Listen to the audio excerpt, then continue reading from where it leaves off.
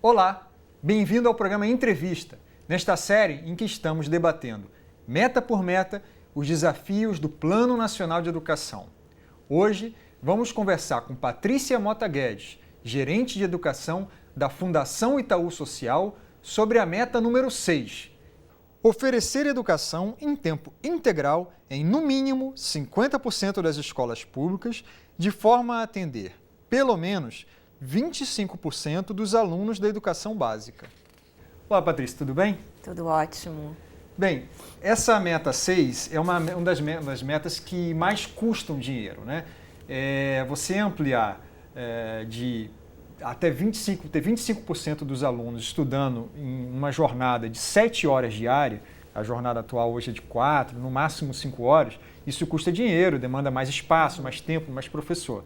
E é também uma demanda, uma meta de alto risco, no sentido de que há muitos projetos que foram tentados e não deram certo. Ampliou-se a jornada, gastou-se mais dinheiro e, em termos de aprendizado, isso não se refletiu. Qual é Vale a pena apostar nessa meta? O custo-benefício compensa? Não só vale a pena, né? Vai ser uma estratégia essencial para nós alavancarmos os resultados da educação no Brasil, inclusive resultados relacionados às outras metas do Plano Nacional. Quando você traz a questão do custo-benefício, sem dúvida a gente precisa pensar em investimentos, em planejamento. Não é qualquer ampliação de tempo que vai dar os resultados necessários. Agora, sem nós ampliarmos, né, sem a oferta de educação integral, nós não vamos conseguir a tão almejada melhoria da educação para todos. Né? Agora, qual é a educação integral que vai funcionar na prática em sala de aula? Porque a gente teve exemplos já no Brasil, o próprio programa Mais Educação apoiou diversas iniciativas. Algumas se tem relato de que deram certo, foram verificados por resultados, mas teve relatos de experiências que foram descontinuadas e acabaram sem provar a que vieram. Gastou-se dinheiro e não teve o efeito desejado.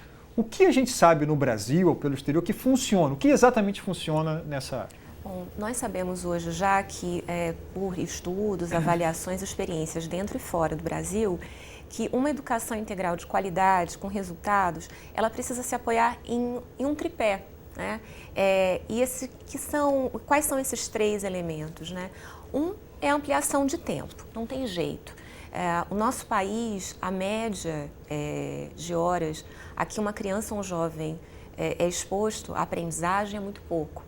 Né? 4 horas numa escola é muito pouco. Quando você olha as médias internacionais, chegam a 6, 7, é considerado adequado para a escola.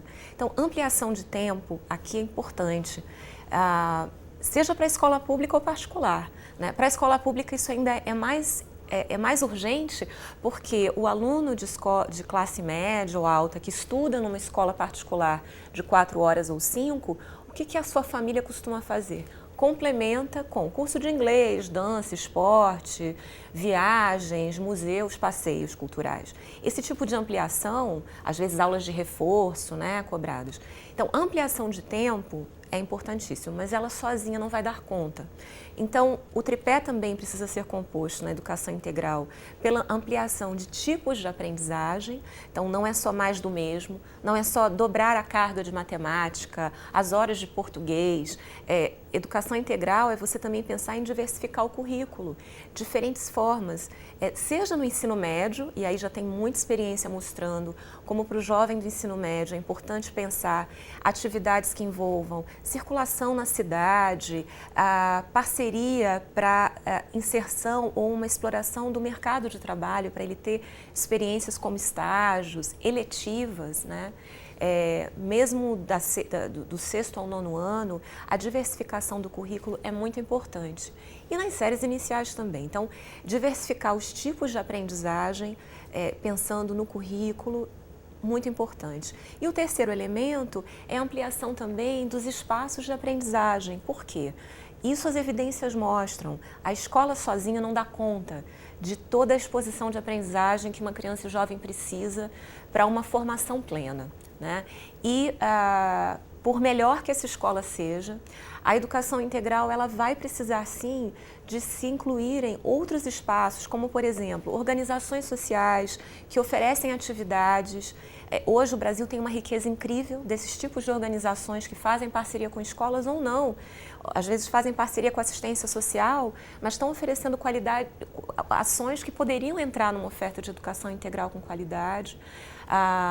Os próprios equipamentos públicos da cidade serem melhor aproveitados, né?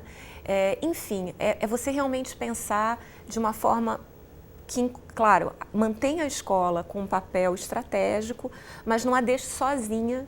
Ela não consegue fazer sozinha, né? E isso mesmo países que já têm 7 horas viram que para reduzir a desigualdade você precisa ampliar também os espaços, os tipos de aprendizagem que são ofertados. Agora, pensando nessa necessidade de reformular a escola, né, de não fazer simplesmente mais do mesmo.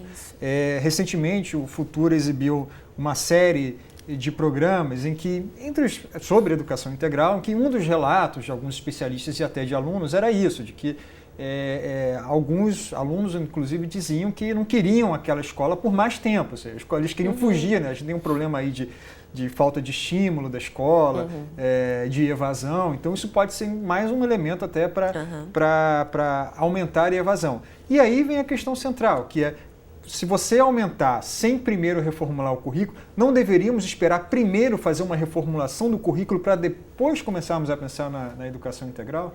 Olha, para se pensar a oferta de educação integral, não dá para você muitas vezes só fazer um passo, você tem que fazer vários, quase como uma dança. Então é importante sim você primeiro pensar, ok, vamos ampliar o tempo, mas que atividades, que aprendizagens vão ser ofertadas? E ter diversidade, ter ampliação é muito importante. Mas o que a gente vê é que muitas vezes uma rede pública ou uma escola não pode esperar para uma definição de currículo. Então, enquanto isso está sendo pensado, é importante pensar dentro do que é possível se ofertar, que atividades, né? Como é que os professores e os outros profissionais envolvidos estão planejando as suas atividades, qual é a proposta pedagógica, elas são só um bando de atividades assim, pulverizadas, sabe, desencontradas, ou a equipe está sentando junto para planejar, né? De forma que aquela oficina de teatro tenha conexões com que o aluno está aprendendo em língua portuguesa, né? Se ele está aprendendo um estilo ou um gênero literário, aquela oficina de teatro pode trazer insumos para ele repensar ou aprofundar ou vivenciar melhor o que ele aprendeu na aula de língua portuguesa. Nós já vimos, a gente tem acompanhado experiências incríveis, ligando por matemática, não só com xadrez, que é mais o óbvio, mas com dança, com esporte. Então tem que ter uma proposta bem articulada, né, entre os diferentes profissionais também, e flexibilidade, e isso está se encontrando, está se vendo que é importante, espaços para eletivas, para que os alunos possam escolher também um pouco o que eles querem fazer. E não só alunos de ensino médio, estou dizendo inclusive alunos do Fundamental 2. Né? Você ter alguma margem aí de flexibilidade nessas escolhas também é importante. Né?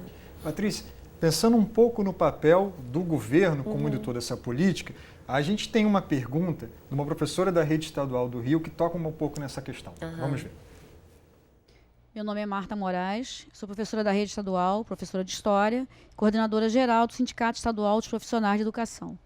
A minha questão com relação à educação integral, que é algo muito caro para os profissionais de educação, uma discussão muito cara, eu gostaria de saber qual é o planejamento do governo visando essa educação integral.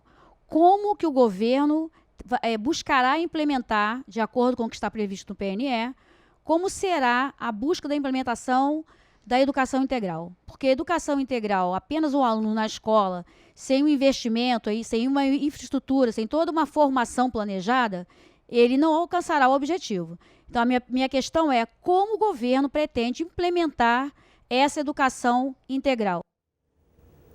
Pergunta bem pertinente, né? Muito. E na própria pergunta ela já traz alguns pontos para a resposta, né? Primeiro, acho que reforçar aquele ponto que eu trouxe antes, que é claro que a gente tem experiências de escolas que sozinhas conseguem se recriar, se reinventar e oferecer uma educação integral. Fazem parcerias na comunidade, os jovens alunos são protagonistas também, têm projetos, mas a gente está falando aqui de milhões e milhões de alunos no Brasil, né? Então a gente não pode deixar cada escola sozinha, tentando só com os seus próprios recursos, realizar essa oferta de educação integral. Então, essa pergunta é muito pertinente.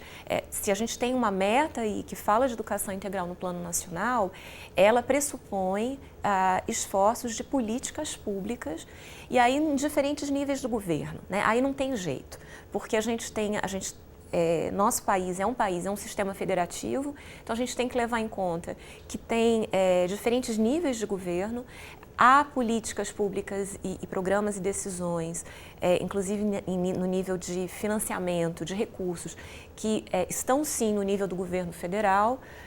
O programa Mais Educação é uma iniciativa do governo federal que ajudou muito a rede municipal e redes estaduais também, mas sobretudo redes em pequenos municípios a introduzir a oferta de educação integral, mas é super importante se pensar em governos estaduais e municipais no seu papel de apoio às escolas, em áreas que ela mesma mencionou, que a professora mencionou, em áreas estratégicas como planejamento, quer dizer, fazer um diagnóstico da rede, do que já existe de oferta de educação integral, onde há maior necessidade, né?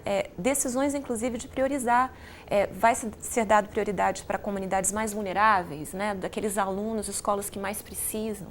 Ela traz a questão de infraestrutura. É fundamental, não só a infraestrutura da escola, mas se a escola ainda não tem a infraestrutura, as parcerias do entorno permitem.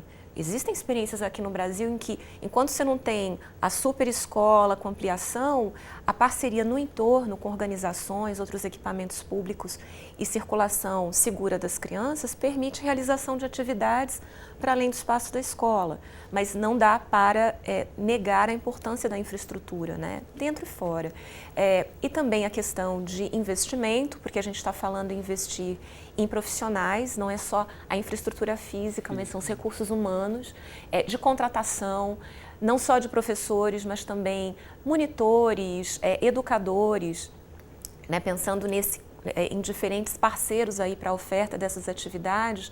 E ela trouxe a questão da formação.